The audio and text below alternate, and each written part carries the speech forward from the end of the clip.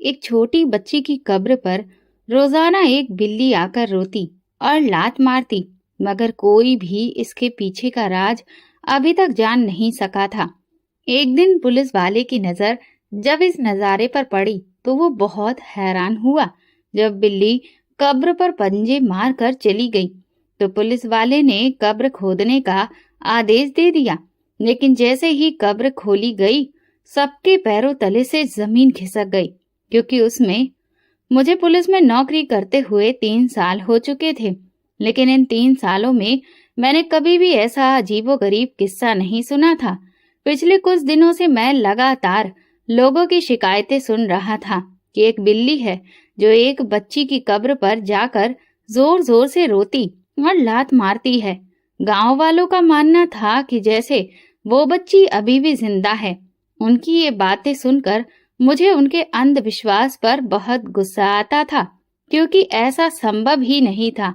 लेकिन ये एक गांव था जहां के लोग अधिक पढ़े लिखे नहीं थे, इसलिए उनसे इस तरह की बातें सुनना कोई बड़ी बात नहीं थी। आज भी मैं लापता लोगों के मामलों को देख रहा था कि अचानक एक औरत बदहवास हालत में पुलिस स्टेशन में दाखिल हुई। वो जोर जोर से रो रही थी, उसकी आंखें सूज चुकी थी और उसके शरीर पर जगह जगह जख्मों के निशान थे। उसकी हालत देखकर मुझे महसूस हुआ कि जरूर इसके साथ कुछ गलत हुआ है। मैंने बाकी फाइलें एक तरफ रख दी और उसका ध्यान पूर्वक निरीक्षण करने लगा।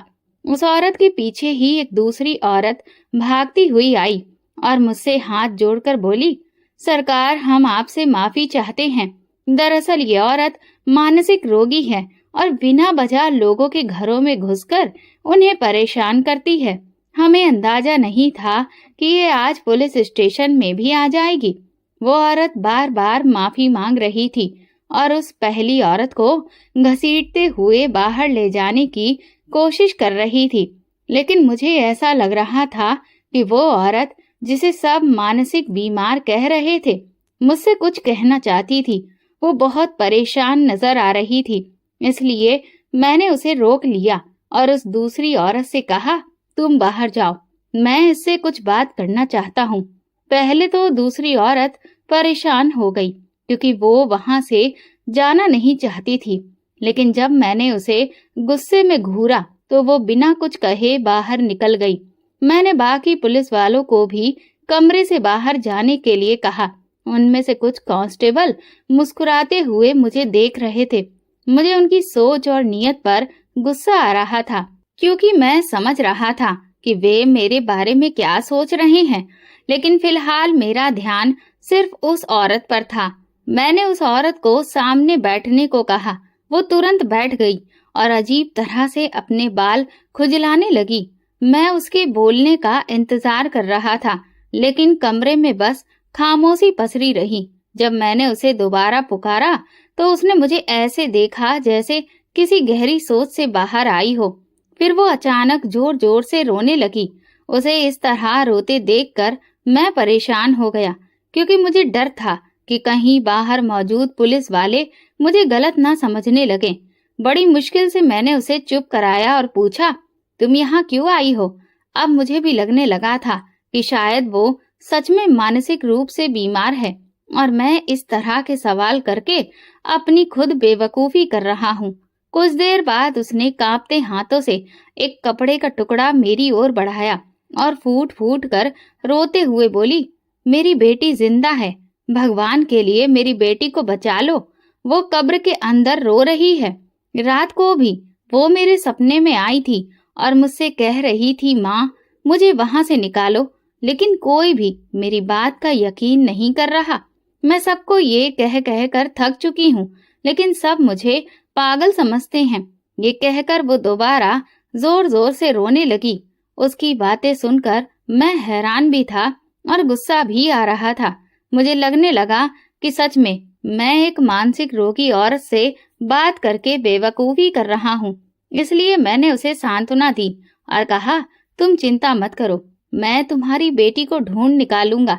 इसके बाद मैंने बाकी लोगों को अंदर बुलाया और उस औरत को बाहर भेज दिया। मैं अभी उसी औरत के बारे में सोच ही रहा था कि तभी कांस्टेबल वर्मा तेजी से मेरे पास आया और बोला, साहब आप मेरी बात माने या ना माने, लेकिन मुझे लगता है कि ये मामला कुछ और ही है।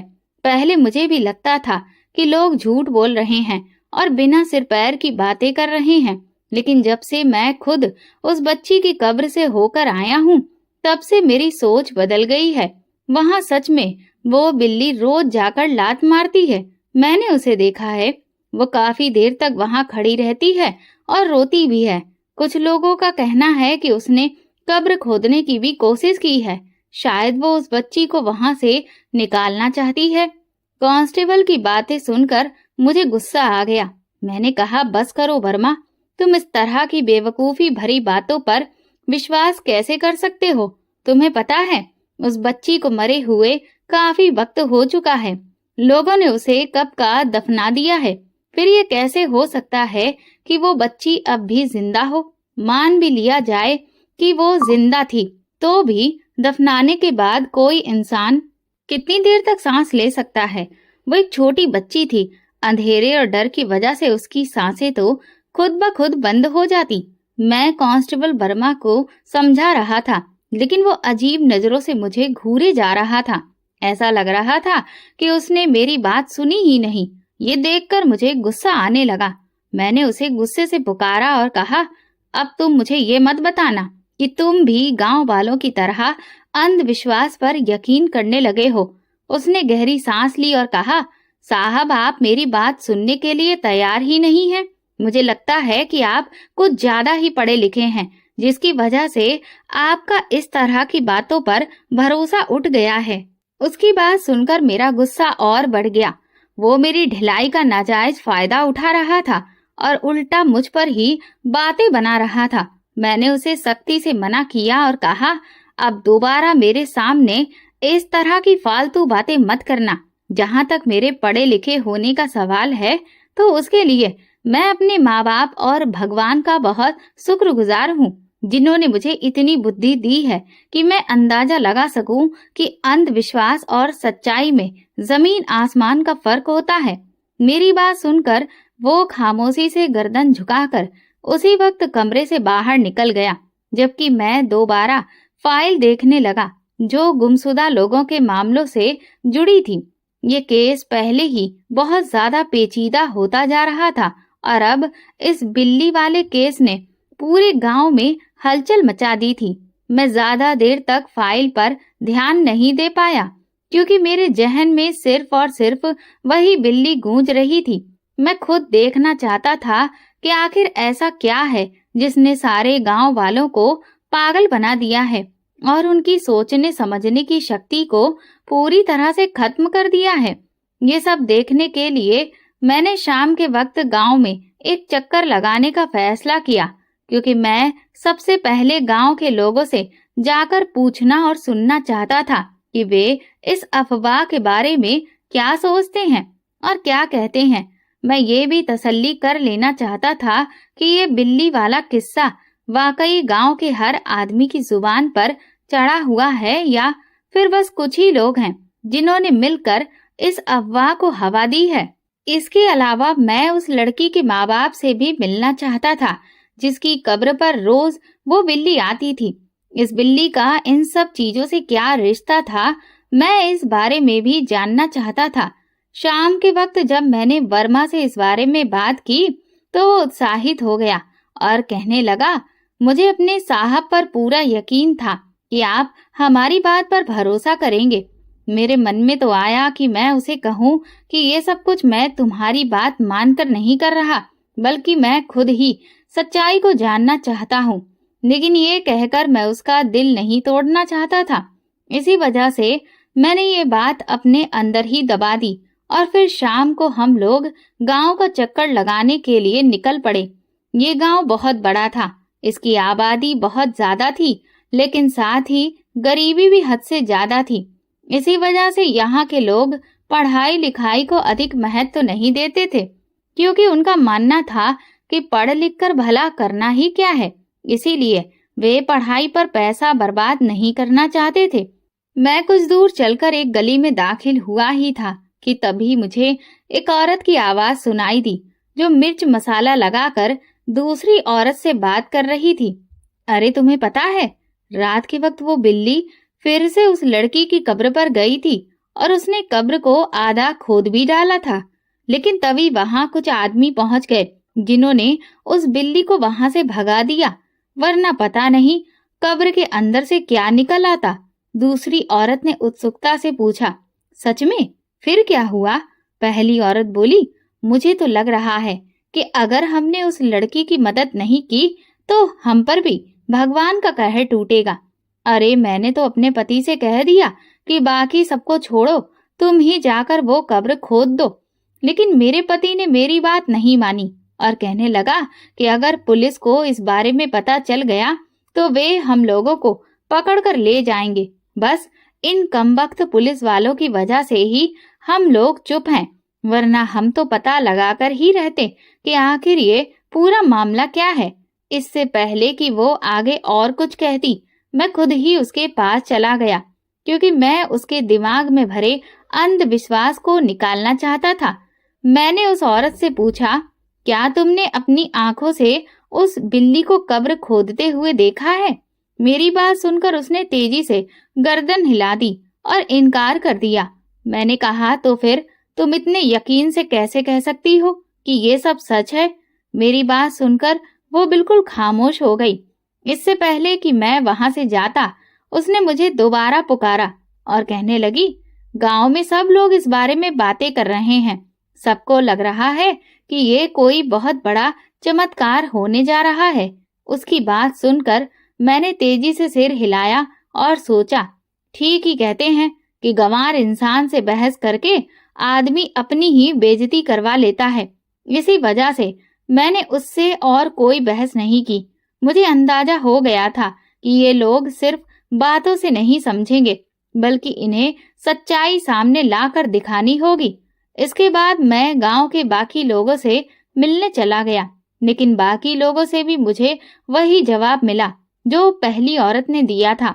ये बहुत बड़ा चमत्कार है, आप बस हमारी बात का भरोसा करके देखिए। सिर्फ एक बार हमारे साथ कब्र पर चलिए, फिर आपको खुद ही यकीन हो जाएगा कि हम जो कह रहे हैं वो सच है। सबसे आखिर में गांव के जमींदार के पास गया मैं, लेकिन वहां भी मुझे यही सब कुछ सुनने को मिला, बल्कि उसने इसके अलावा और भी बहुत सारी बातें कही जिससे मुझे और ज्यादा हैरानी होने लगी। जमींदार पढ़ा लिखा आदमी था, फिर भी वो इस तरह की बातें कर रहा था जिससे मुझे और भी ज्यादा आश्चर्य हो रहा था। उसने मुझसे कहा, साहब, क्या जरूरी है कि वो बच्ची कब्र के अंदर मर चुकी हो? क्या पता वो जिंदा हो, और अगर नहीं भी तो क्या पता वहां कोई और ही राज छिपा हो। शायद वो बिल्ली वहां किसी चीज को ढूंढ रही हो। उसकी बातों से मुझे भी लगने लगा कि इस मामले को सिर्फ अफवाह मानकर नजरअंदाज करना सही नहीं होगा। शायद उस कब्र में कुछ और ही राज दफन था। जब मैंने उससे ये बात कही तो उसने जल्दी से इनकार में सिर हिला दिया और कहने लगा, अरे साहब, ये आप कैसी बातें कर रहे हैं? ऐसा मुमकिन नहीं हो सकता। भला कोई इस तरह से कब्र को खोद सकता है? ये तो गांव के कानून के खिलाफ हो जाएगा और मैं भी खुद ऐसा नहीं होने दूंगा। मैंने देखा कि जमींदार अचानक से बहुत ज्यादा परेशान हो गया था। सिर्फ यही एक बात थी जो गांव वालों के नियमों के खिलाफ थी। ये बात वो जमींदार कह रहा था, जबकि मैंने तो सुना था कि गांव वाले खुद कब्र खोदने की बात कर रहे थे। लेकिन जमींदार ही एकमात्र ऐसा व्यक्ति था जो गांव वालों के कंधे पर बंदूक रखकर चला रहा था और कब्र खोदने से मना कर रहा था। मैंने उसकी बातों को ज्यादा तवज्जो नहीं दी, क्योंकि मुझे वही करना था जो मुझे सही लगता। मैं बस उन्हें इसलिए बोलने का मौका दे रहा था ताकि मैं ये जान सकूं कि वे कितनी दूर तक सोच सकते हैं और उनके दिमाग के घोड़े कितनी तेज दौड़ सकते हैं। लेकिन उनसे बात करके मुझे अंदाजा हुआ कि उनकी सोच बेहद पिछड़ी हुई थी। उनमें से ज्यादातर लोग ऐसे थे जिन्होंने वो मंजर अपनी आंखों से देखा भी नहीं था। इसके बावजूद वे इन सारी बातों पर आंख मूंद कर यकीन कर रहे थे। अब ये मामला और भी ज्यादा पेचीदा होता चला जा रहा था। काफी देर तक मैं जमींदार के साथ बैठा रहा और बातें करता रहा। वो काफी बेचैन लग रहा था। वो बार बार अपनी बातें बदल रहा था। हर थोड़ी देर के बाद वो यही कहता, मैं आपको उस कब्र को खोदने की इजाजत बिल्कुल भी नहीं दे सकता। अगर आपने ऐसा कुछ भी करने की कोशिश की तो मुझे बड़े अफसरों तक ये बात पहुंचानी ही होगी। ये सुनकर मैं मुस्कुरा दिया और फिर उसे तसल्ली देने लगा। जमींदार जी, आप बिल्कुल भी चिंता मत करिए, ऐसा कुछ भी नहीं होगा। मैं तो सिर्फ आपसे एक राय लेने के लिए आया था। पुलिस में काम करते हुए मुझे भी कई साल हो चुके थे, इसलिए मैं किसी भी इंसान को देखकर अंदाजा लगा सकता था कि उसके मन में क्या चल रहा है। जमींदार की हरकतें और उसके शब्द मुझे उस पर शक करने के लिए मजबूर कर रहे थे। अंदर से एक अजीब सी फीलिंग आ रही थी कि जरूर कुछ गड़बड़ है। उससे बात करने के बाद मैं वहां से उठा और उस लड़की के घर की तरफ चल पड़ा जिसे कब्र में दफनाया गया था। लड़की की मां आंगन में बैठी उसकी तस्वीर को सीने से लगाए लगातार रोए जा रही थी। जैसे ही मैं घर के अंदर दाखिल हुआ, मुझे देखकर वो कुछ पलों के लिए खामोश हो गई। फिर तेजी से भागती हुई मेरे पास आई और मेरे कदमों में गिरकर कहने लगी, साहब, हमारी मदद करिए। मैं आपके सामने हाथ जोड़ती हूँ। मेरी मासूम बच्ची अभी जिंदा है। मेरी बच्ची को आप वापस ले आइए। उस औरत की बात सुनकर मुझे बहुत दुख हुआ। उसे इस तरह रोते हुए देखकर मेरी भी आंखों में आंसू आ गए थे, लेकिन मैं उसके सामने रोकर उसे और ज्यादा मायूस नहीं कर सकता था। मैंने उसे धीरे से उठाया और तसल्ली दी, तुम बिल्कुल भी फिक्र मत करो, मैं सब कुछ संभाल लूंगा। थोड़ी देर बाद वो कहने लगी, वो बिल्ली रोज मेरी बेटी की कब्र पर जाती है और कब्र पर लात मारती है। मुझे यकीन है कि मेरी बेटी जिंदा है, इसी वजह से वो बिल्ली ऐसा करती है। मैंने उससे पूछा, क्या वो बिल्ली आपकी बेटी की पालतू थी? मेरी बात सुनकर उसने तेजी से हाँ में सिर हिला दिया और कहने लगी, जी हाँ, वो उसकी पालतू बिल्ली थी और तकरीबन 1 साल से उसके साथ ही रह रही थी। इसके बाद मैंने उससे 2-3 और सवाल किए, फिर वापस अपने पुलिस स्टेशन की तरफ चल पड़ा। वापसी में मेरा दिमाग पूरी तरह से उलझा हुआ था। एक पल के लिए तो मेरा मन किया कि मैं अभी जाकर कब्र को देखूं, लेकिन फिर मैंने सोचा कि अभी मेरे पास कोई आधिकारिक आदेश नहीं है। जब भी मुझे इस तरह का कोई काम करना पड़ता तो मुझे अपने वरिष्ठ अधिकारियों से अनुमति लेनी पड़ती थी। स्टेशन पहुंचते ही मैंने अपने सीनियर ऑफिसर को कॉल कर दी और उन्हें सारी बात बता दी। खुशकिस्मती से वो ऑफिसर मेरा दोस्त भी था। मेरी बात सुनकर वो भी हैरान रह गया और कहने लगा, क्या सच में ऐसा हो सकता है संजीव? तुम खुद सोचो, सिर्फ एक बिल्ली के लात मारने पर वे लोग कैसे ये कह सकते हैं कि वो बच्ची जिंदा है?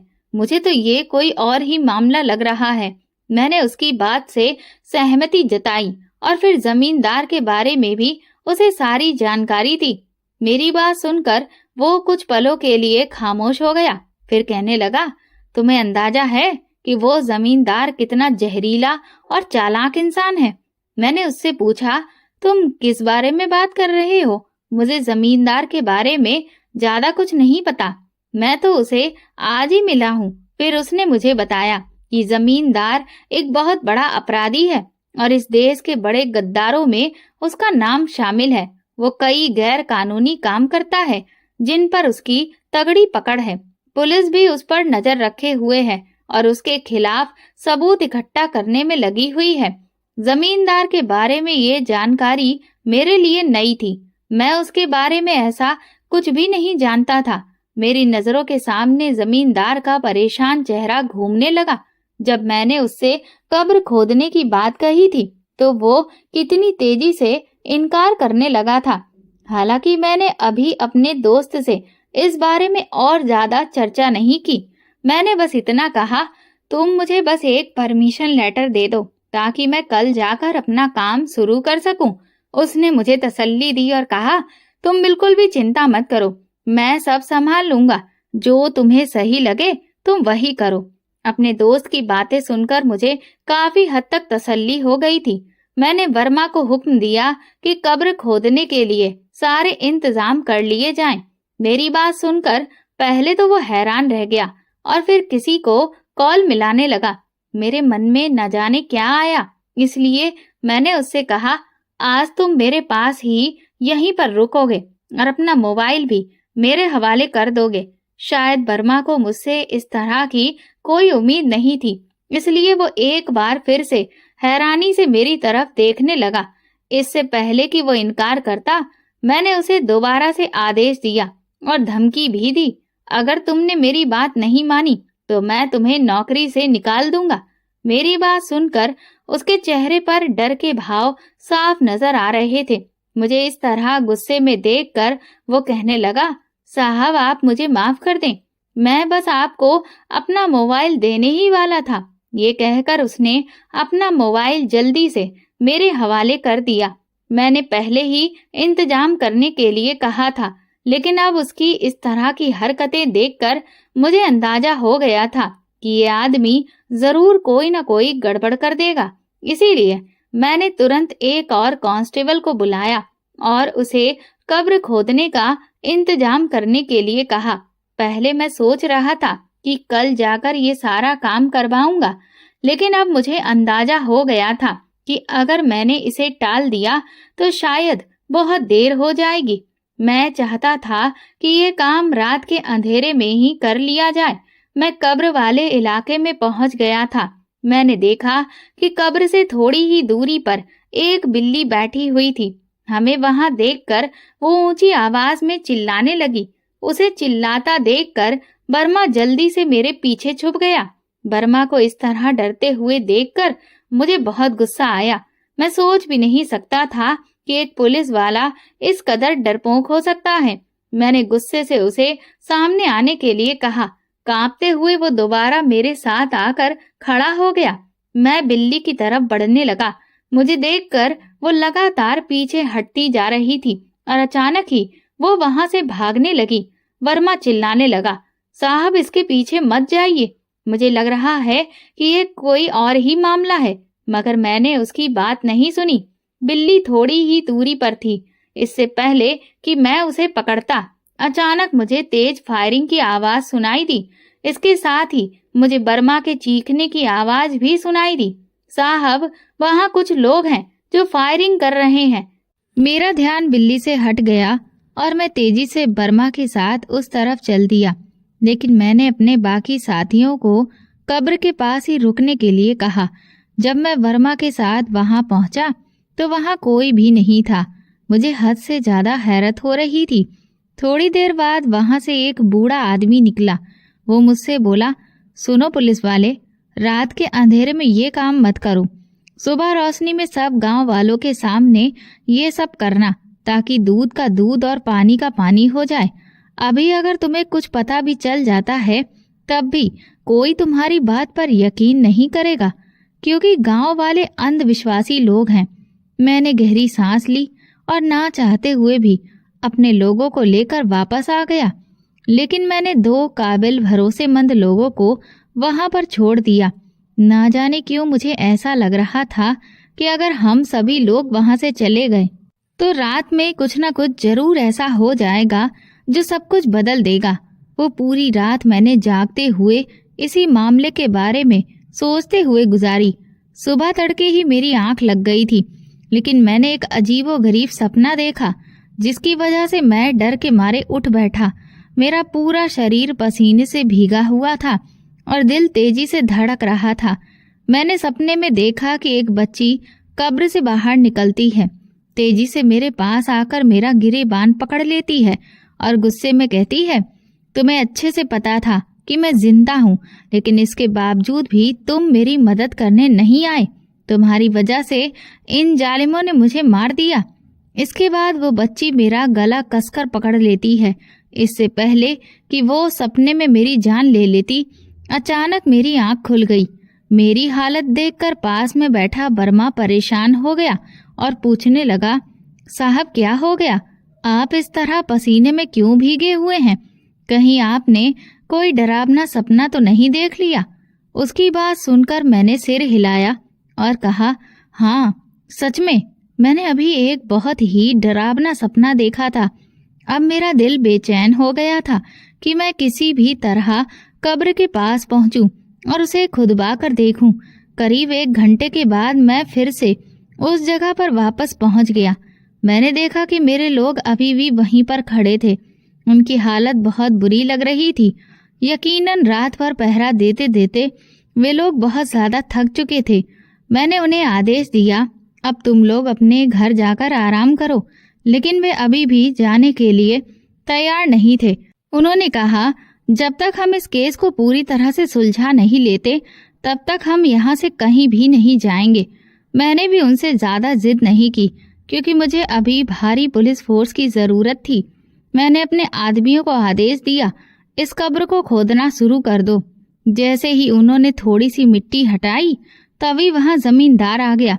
वो गुस्से में चिल्लाया, सुनो पुलिस वाले, अभी और इसी वक्त रुक जाओ वरना मुझसे बुरा कोई नहीं होगा।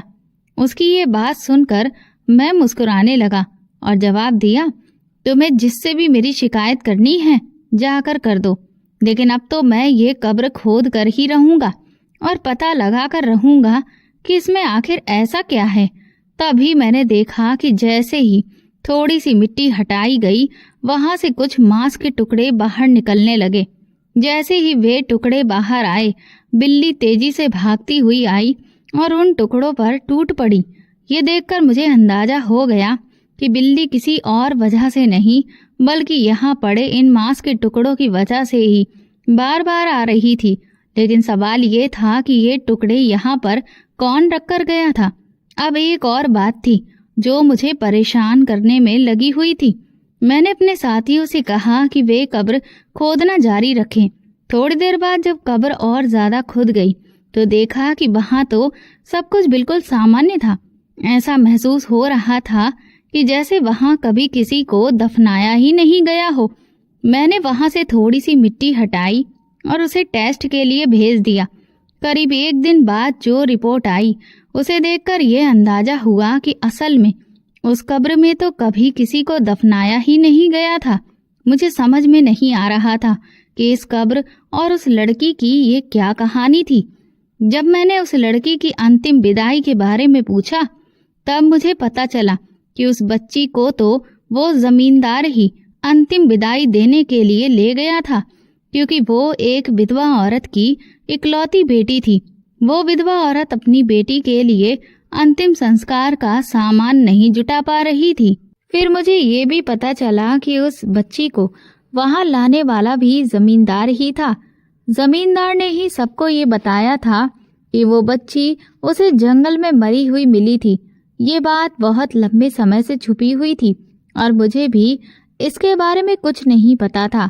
दरअसल ये मामला आज से 2 महीने पहले का था और मैं 1 महीना पहले ही इस गांव में पोस्टिंग पर आया था। गांव में बच्चे लगातार गुमशुदा हो रहे थे। मुझे जमींदार पर शक होने लगा। उस समय तो मैंने उससे माफी मांग ली और कहा, मैं दिल से शर्मिंदा हूँ कि मैंने आपकी बात पर भरोसा नहीं किया। लेकिन उस वक्त मैंने उसे कुछ भी नहीं बताया और चुपचाप उसकी हरकतों पर नजर रखने लगा। मैंने अपने साथ काम करने वाले बाकी जूनियर पुलिस वालों से कह दिया था कि वे जमींदार के हर आने जाने और उसकी हर एक हरकत पर नजर रखें। इधर मैं इस तरह से बर्ताव करने लगा जैसे मैं एक बेपरवाह पुलिस वाला हूँ और मुझे गांव के किसी भी मामले में कोई दिलचस्पी नहीं है। कुछ समय बीता तभी एक लड़की की गुमशुदगी का मामला मेरी नजर में आया। मैंने सबको ये दिखाया कि मुझे इसमें कोई दिलचस्पी नहीं है, लेकिन अंदर ही अंदर मैं इस मामले पर काम कर रहा था। इसके कुछ दिनों बाद फिर से एक और लड़की की गुमशुदगी की खबर आई। अब मुझे पूरी सच्चाई का पता चल चुका था। मैंने अपने सारे मुखबिर गांव में और गांव के आसपास के जंगल में फैला दिए थे। मेरे एक मुखबिर ने जमींदार को एक लड़की के साथ जंगल की ओर तेजी से जाते हुए देखा था। थोड़ी ही देर बाद जमींदार ने उस लड़की को एक आदमी के हवाले कर दिया। मेरे आदमियों ने जब उस आदमी का पीछा किया तो पता चला कि जंगल के बीचों बीच एक खुफिया सुरंग थी जहां ये जमींदार उन बच्चियों को ले जाता था। बहुत जल्द वो उन्हें दूसरे देश में बेचने वाला था। उन्हीं बच्चियों में से एक वही लड़की थी जिसकी कब्र पर लोगों ने अफवाह फैला दी थी कि वहां रोज एक बिल्ली जाकर लात मारती है। गांव वालों का मानना था कि इसका मतलब ये है कि वो बच्ची जिंदा है। असल कहानी ये थी कि वो बच्ची वाकई में जिंदा थी, लेकिन हालात कुछ और थे। वो बच्ची कब्र के अंदर नहीं बल्कि एक खुफिया जगह पर थी। मैंने जमींदार को रंगे हाथों पकड़ लिया और अपने बाकी अफसरों की मदद से उसे सजा दिलाने में भी कामयाब हो गया। इसके बाद गांव वालों को पता चल गया कि इस अफवाह में कोई भी सच्चाई नहीं थी, बल्कि जमींदार ने अपने गुनाहों को छुपाने के लिए ही ये अंधविश्वास गांव वालों के दिमाग में डाल दिया था, ताकि वो इस अंधविश्वास की आड़ में अपने काले कारनामों को अंजाम देता रहे और किसी को भी उस पर शक ना हो। ये सच्चाई जानने के बाद गांव के तमाम लोग बहुत ज्यादा शर्मिंदा थे। तब उन्हें एहसास हुआ कि कभी भी सुनी सुनाई बातों पर यकीन नहीं करना चाहिए, बल्कि हमेशा सच्चाई का पता लगाना चाहिए। मैं भले ही कुछ समय के लिए ही इस इलाके में काम करने गया था, लेकिन इसके बाद मेरा ट्रांसफर होकर दूसरी जगह पर हो गया। लेकिन पिछली जगह के लोग मुझे आज भी याद करते हैं और मेरी बहुत तारीफ करते हैं। दोस्तों, अगर आपको हमारी कहानी पसंद आई हो तो कमेंट करके ज़रूर बताइए। वीडियो को लाइक करें और ज़्यादा से ज़्यादा शेयर करें। अगर आप चैनल पर नए हैं तो सब्सक्राइब ज़रूर करें और नोटिफिकेशन बेल को दबाएं ताकि अगली अपडेट सबसे पहले आपको मिले।